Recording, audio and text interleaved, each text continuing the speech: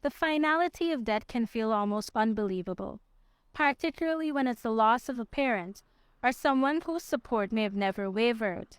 Having gone through this, 24-year-old Joel Vogt recently started a nonprofit organization to support young people who are grieving. As he celebrates the life of his mother, he shares with us memories he holds dearly to his heart and how he hopes to help many others. Let's talk about grief and Guyanese culture. I know in Guyana, when we lose someone, a loved one, there's a lot of focus that goes into, okay, we have to plan a funeral, we have to plan a wake, and not many focus is placed on taking some time to actually, live in the moment, and this is what is happening.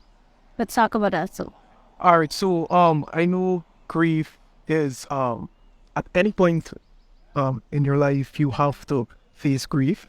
Whether it follow from the loss of a job, a family, especially a parent. So there aren't much emphasis, like you would have said, on grief, especially in Guyana. After, like you also mentioned, after the funeral preparations and stuff, people have to go back to their normal lives. Family members who would have consoled you and stuff, they have to go back to their normal life.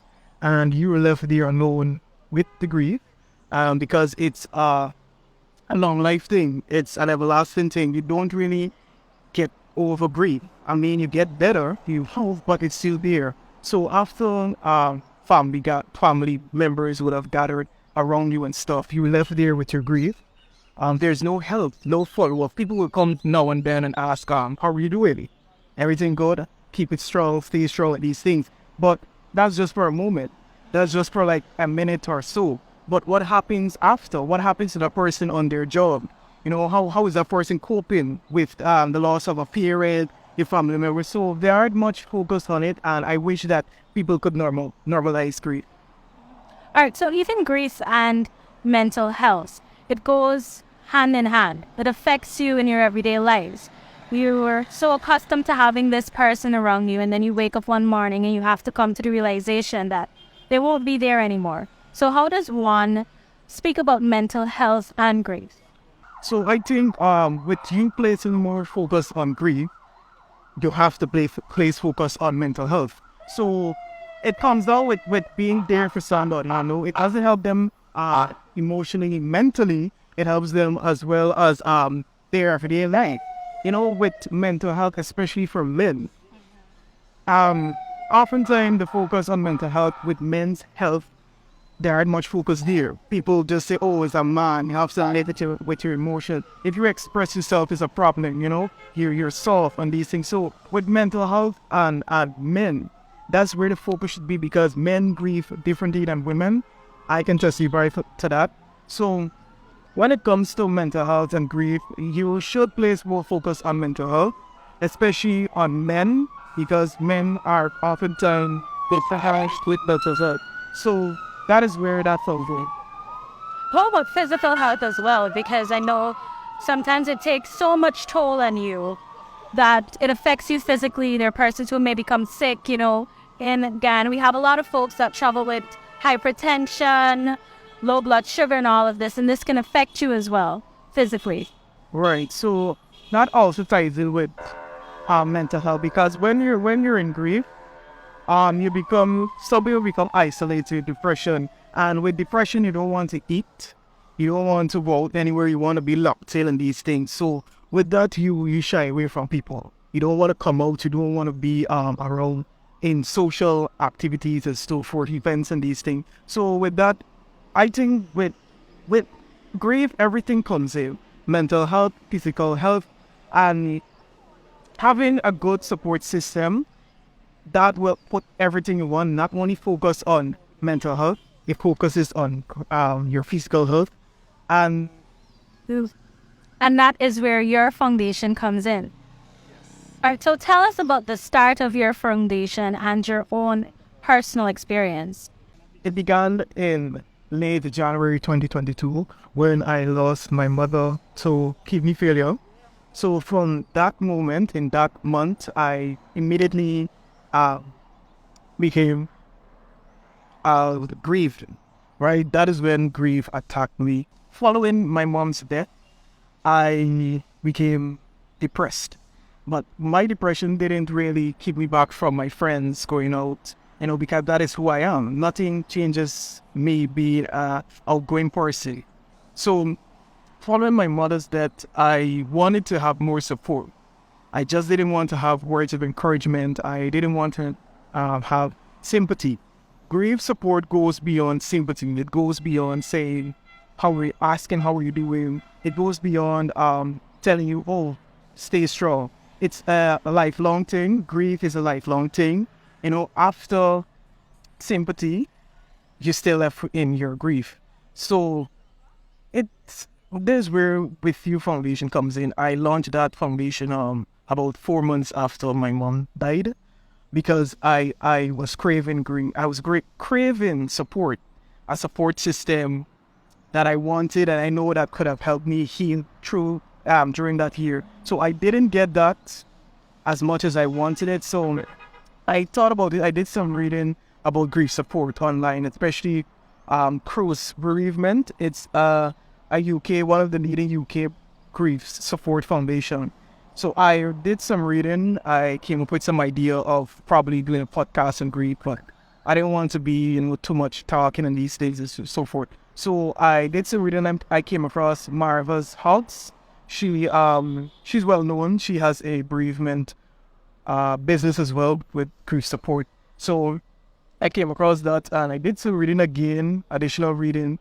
I came up with a name, With You Foundation. The reason for that name, it says a lot. With you mean I am with you during your grief, during your healing. I'm feeling bad with you because I'm experiencing this with you. It's personal. I know how it feels to grieve. I know it feels to lose a parent, especially a mother.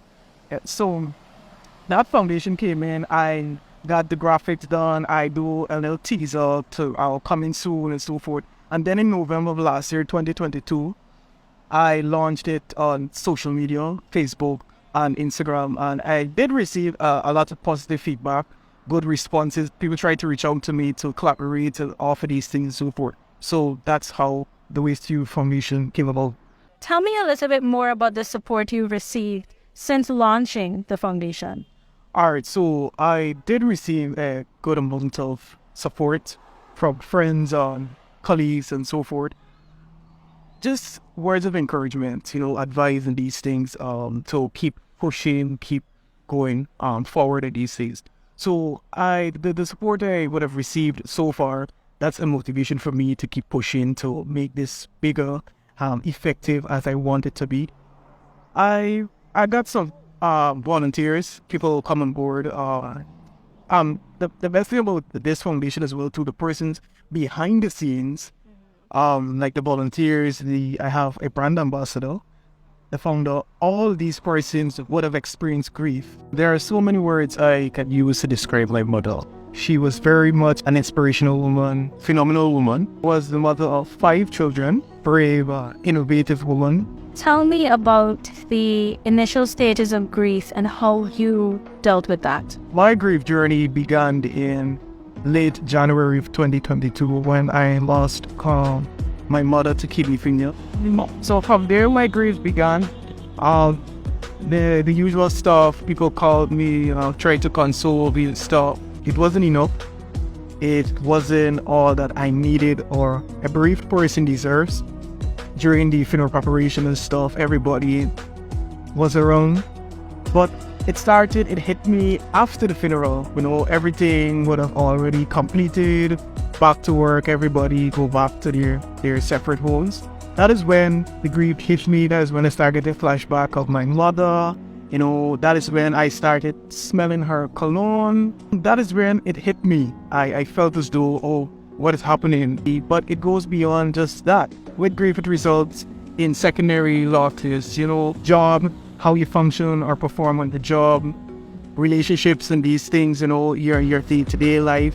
That is where support comes in. Support should be a continuous thing. You will grieve. You will be in a state of probably depression. It might not be all the time you might feel depressed, but there are moments, there's occasions that you usually celebrate with the lost, with the deceased person, like Christmas. My mother was so big on Christmas. Like I think Christmas was created from my mother.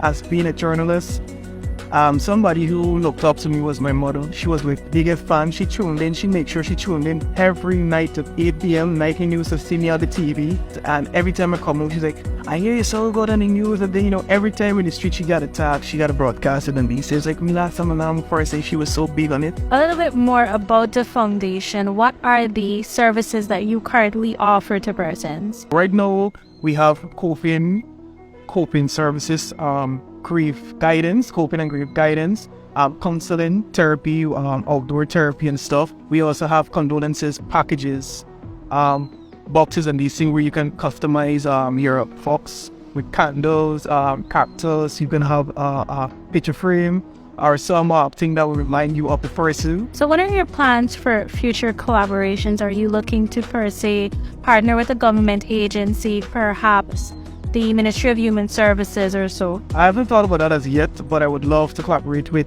the Ministry of Health. They have a mental health unit. I would like to collaborate with them in the future. Also, Human Services and Social Security. I would also like to collaborate with NGOs, those small NGOs like Wives Hugs, and have my services promoted, have the foundation promoted, and people to know that it's okay to grieve, but it's not okay to not have support. I would urge men who are experiencing grief, especially from the loss of a parent, a mother, a father, or even a loved one, reach out for support, accept support, be open up about how you're feeling. And with that, it goes a far way.